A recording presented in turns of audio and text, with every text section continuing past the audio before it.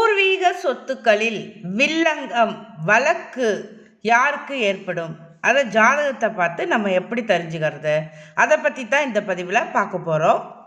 ஜாதகத்தில் ராசி கட்டத்தில் லக்னத்திலிருந்து எண்ணி வருகின்ற 5ஆம் வீட்டு அதிபதியுடன் 6ஆம் வீட்டு அதிபதி இணைந்து எந்த இடத்துல இருந்தாலும் சரி பூர்வீக சொத்துக்களில் வில்லங்கம் வழக்கு உண்டாகும்.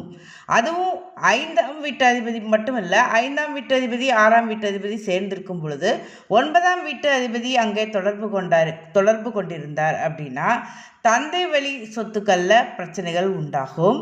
4ஆம் அதிபதியும் தொடர்பு கொண்டிருக்கார், 5, 6 இணைந்திருக்கும் பொழுது அங்கே 4ஆம் அதிபதி சம்பந்தப்பட்டிருக்கார் அப்படின்னா தாய் வழி உறவுகள் மூலம் சொத்துக்கள் மூலம் அவங்க சொத்துக்களில் வில்லங்கம் வழக்கு வம்பு இதெல்லாம் ஏற்படும் அப்படின்னு தெரிஞ்சுக்கலாம்.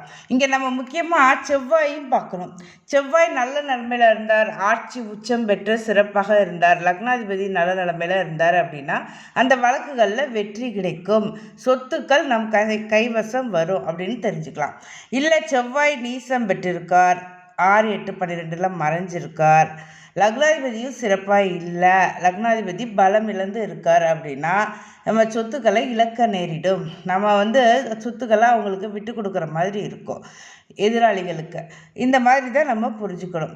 அதாவது 5ஆம் வீட்டு அதிபதியுடன் 6ஆம் வீட்டு அதிபதி இணைந்து எந்த இடத்துல இருந்தாலும் பூர்வீக சொத்துல வில்லங்கம் வரும், வம்பு வழக்கு உண்டு, கோர்ட்டு படி வாசல் ஏறியே ஆகணும் அப்படிங்கிறது நிச்சயம்.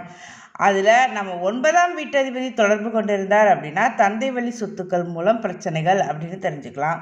4ஆம் வீட்டு அதிபதி சம்மந்தப்பட்டிருந்தார் அப்படின்னா இங்கே சம்மந்தம் அப்படின்னா அவங்க அந்த 4ஆம் வீட்டு அதிபதி நட்சத்திர காலில் நிற்கிறது, 9ஆம் வீட்டு அதிபதி நட்சத்திர காலில் நிற்கிறது இணைந்து, இல்லாட்டி அவங்களோட பார்வை சேர்க்கை அந்த மாதிரி இருக்கும். அல்லது 5ஆம் வீட்டு அதிபதியும் 6ஆம் வீட்டு அதிபதியும் 9ஆம் இடத்துல இருப்பாங்க, அல்லது 5ஆம் வீட்டு அதிபதியும் 6ஆம் வீட்டு அதிபதியும் 4ஆம் இடத்துல இருப்பாங்க. இந்த மாதிரி தான் சம்மந்தம் நம்ம தெரிஞ்சுக்கணும்.